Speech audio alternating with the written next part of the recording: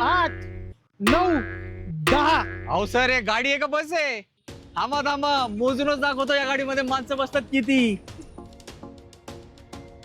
College गाडी आहे, पूर्ण मार्केटमध्ये न मिळणारी, आणि माणसं बसतात. फक्त मोजा तुम्ही किती माणसं बसतात. सर सर तुम्हाला बोलून नाही, मोजून दाखवतो. मी झालं 1, हे झाले 2, या इथे. हे बघा 3 4 5 6 7 या इथे.